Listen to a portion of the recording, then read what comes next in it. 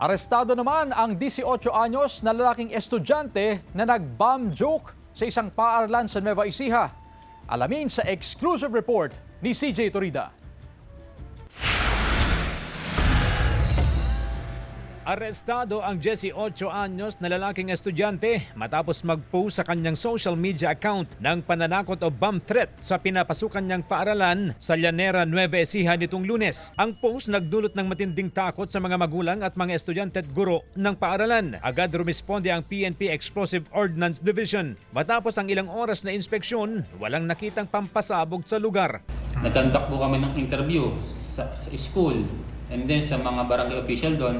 At natuntun po natin ang isang 18 anyos na estudyante na siyang responsable sa nasabing insidente. Matapos matunto ng estudyante, agad siyang hinuli ng autoridad. Kinumpiska ang kanyang cellphone upang isailalim sa cybercrime forensic examination. Ang pinost niya po sa Facebook, "Hi, magpapasabog po ako sa school. Bukas, ingat." Aminado ang estudyante sa ginawa.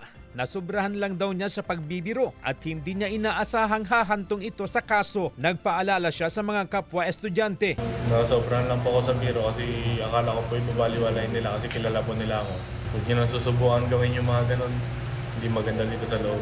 Nahaharap ngayon ang suspect sa reklamong paglabag sa Anti-Bomb Joke Law at Cybercrime Prevention Act of 2012. Sinisikap ng GMA Regional TV na makuhanan ng pahayag ang pamunuan ng paaralan. CJ Torida, One North, Central Luzon.